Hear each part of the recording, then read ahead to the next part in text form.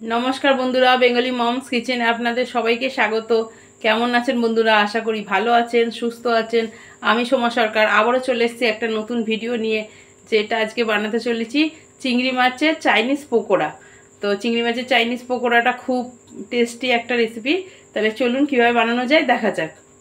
দেখুন বন্ধুরা, চিংড়ি মাছের চাইনিজ পকোড়াটা বানানোর জন্য আমার প্রথমত চিংড়ি মাছ লাগছে অ্যারারুট, লাগছে পেঁয়াজ, লাগছে ময়দা, আর লাগছে আমাদের এখানে সুইট কর্ন, আর লাগছে আমাদের লঙ্কা। তো আপনারা বলতেই পারেন যে লঙ্কা কি কাজে, তো লঙ্কারই হচ্ছে আসল ভূমিকা এই রেসিপিতে।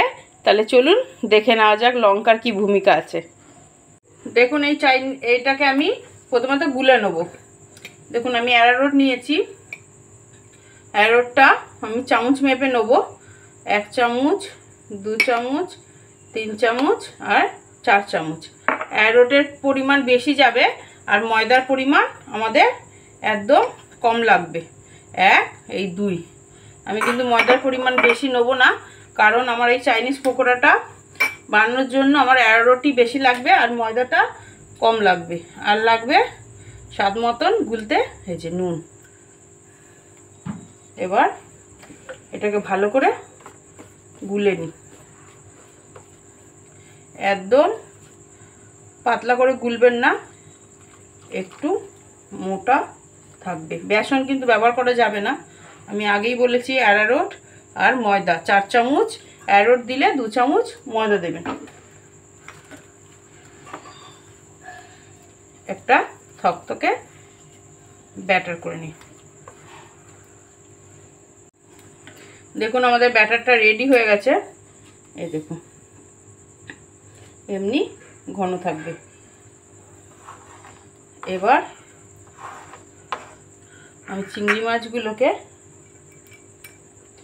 একে একে মুড়িয়ে মুড়িয়ে এই কাঠিতে ভরে নেব। একটু মুড়িয়ে কাঠিতে ভরে নেবেন। এমনিও ভাজতে পারেন, কিন্তু কাঠিতে দিলে কি দেখতে বেশি ভালো লাগে, তাহলেই তো মনে হবে চাইনিজ। নাহলে এমনিও পকোড়া ভাজা যায়।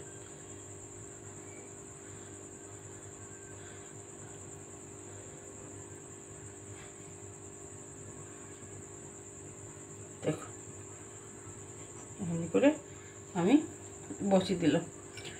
আবারও করে নিই।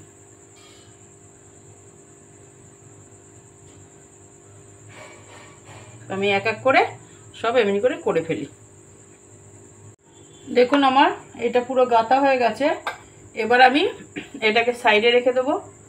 চিংড়ি মাছটাকে আমি নিয়ে নেব মিক্সিতে। আমি যে প্রথমে লঙ্কাগুলো দেখিয়েছিলাম সেই লঙ্কাগুলোকে বোটা ছাড়িয়ে মিক্সিতে পিষে নেব। আমি মোট 5টা লঙ্কা নিয়েছি, মিষ্টিতে ভালো করে পিষে নিই। দেখুন বন্ধুরা আমার তাওয়াটা গরম হয়ে গেছে। আমি দিচ্ছি সাদা তেল। ফ্রাই করার মতন কতটা পরিমাণ সাদা তেল দিতে হবে।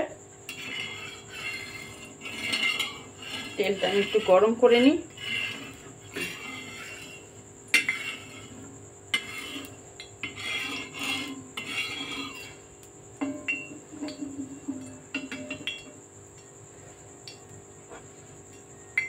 এবার আমি এপিঠ আর ওপিঠ করে চিংড়ি মাছগুলোকে দিয়ে দেবো।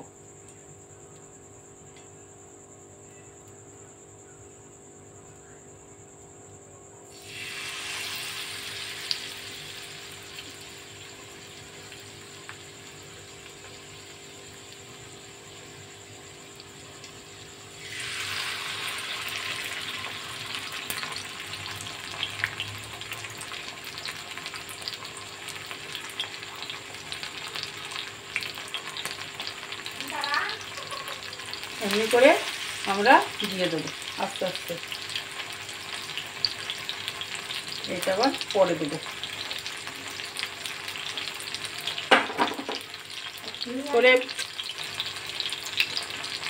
করে আমি এটাকে ভালো করে ভেজে নেব হালকা আঁচে। বেশি আঁচ তেজ করবেন না, হালকা আঁচে এটাকে ভাজবে। দেখুন বন্ধুরা হালকা হালকা ফ্রাই হচ্ছে, তো আমি একটু উপর দিয়ে আর একটু ব্যাটার দিয়ে দেবো। একদম পকোড়া স্টাইলের বানাতে হবে। এই জন্যই বলেছিলাম অ্যারারুটটা একটু বেশি দিতে, কারণ ময়দা বা বেসন হলে এতক্ষণে নরমও হতো আর আপনার গায়ে বসতো না। আর এটা অ্যারারুট দেওয়া বলে যেমনি আমরা চিকেন পকোড়া খাই সেই টাইপের হবে কুরকুরে, তার জন্য আমি অ্যারারুটটা একটু বেশি দিয়েছি। তো একটুখানি ভালো করে ভেজে নেবো, ভেজে নিয়ে দেখাচ্ছি। দেখুন বন্ধুরা এই পিঠ আমার ভাজা হয়ে গেছে, এবার আমি ওই পিঠে উল্টে দেবো।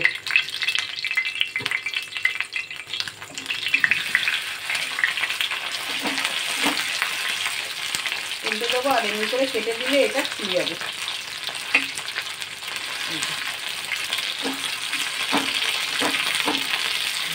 একটু গায়ে গায়ে হয়েছে, পরে দিয়েছি তো তাই একটু লেগে গেছে, খুলে গেল। এটা একটুখানি ভাজা ভাজা করে নেবো।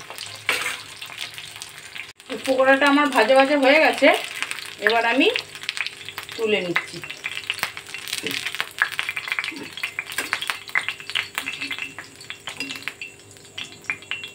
আমি তুলে নিলাম। এবার আমি করব, দেখুন বন্ধুরা এই যে আমার অল্প তেল আছে, তো আমি এবার দিয়ে দিচ্ছি কেটে রাখা পেঁয়াজগুলো। সেই পেঁয়াজগুলো দিয়ে আমি একটু হালকা নাড়ি চালিয়ে নেব, যাতে পেঁয়াজের কাঁচা ভাবটা চলে যায়।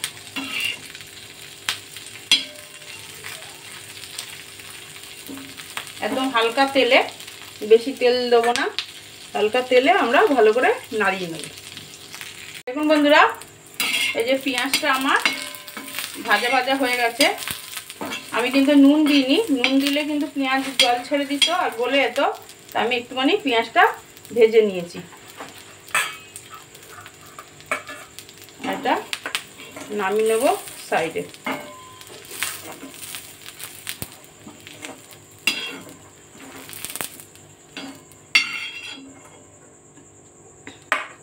আবার ওই তেলেই হালকা করে আমি দিয়ে দেবো কর্ন।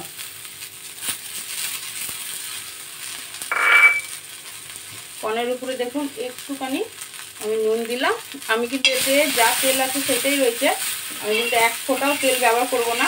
আর কর্নটা দেখুন খুব তাড়াতাড়ি লাল হয়ে যাবে, যেহেতু সুইট কর্ন খুব নরম হয় ও তাড়াতাড়ি লাল হয়ে যাবে। একটু একটু নাড়িয়েলেই হয়ে যাবে।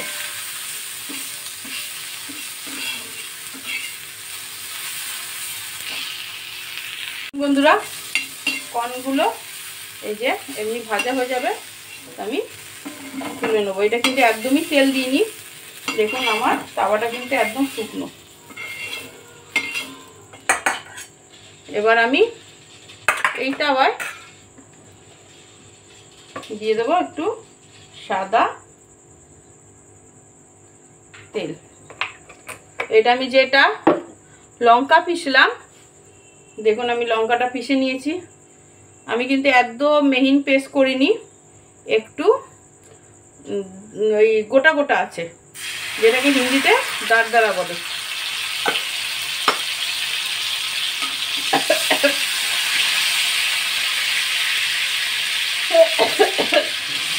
একটু তেলের মধ্যে দেখুন আমার এই যে তেলটা দিয়েছি না, এই লঙ্কাটা দিয়েছি, একটু ভাজা ভাজা হলে আমাকে এতে দিতে হবে সোয়া সস। দেখুন লঙ্কাটা একটুখানি ভাজা হয়েছে, বেশি ভাজতে হবে না, এটা যেহেতু একটা সস তৈরি হচ্ছে। তো এই দেখুন 1 চামচ আমি দিলাম সোয়া সস, দিয়ে আবারও নাড়িয়ে নেবো। এটা কিন্তু একটা খুব সুন্দর একটা চাটনি বলতে পারেন, আমরা যেহেতু সস টাইপের খাই না, তো ওই টাইপেরই। তো এবারে এতে দিতে হবে একটু সাদা তিল। বন্ধুরা আমি এতে দিয়ে দিলাম সাদা তিল। তিলটা একটু লাগলে একটু দিতে পারেন। আমি গ্যাসটা বন্ধ করে দিলাম, তেলটা অনেক হিট হয়ে গেছে, গরম আছে, তাই জন্য আমি সাদা তিলটা দিয়ে গ্যাসটা বন্ধ করে দিলাম। একটু ভাজলেই কাফি, দিয়ে বেশি ভাজতে হবে না। এবার আমার সসটা রেডি নামানোর জন্য। দেখুন বন্ধুরা, আমি একটু এই যে ভেজেছিলাম সেটাকে আমি হালকা হালকা করে একটু গ্যাসে এপিট ওপিট পুড়িয়ে নেব। আমি কিন্তু ফ্রাই রয়েছে, সাথে এটাকে একটু পুড়িয়ে নিচ্ছি।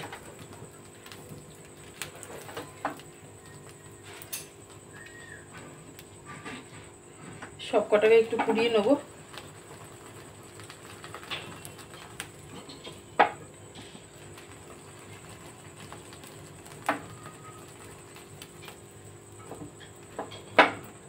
এই পুড়িয়ে নিলে কি হয়, এটার মধ্যে একটা স্মোকি ভাবও এসে যায় আর খেতেও ভালো লাগে।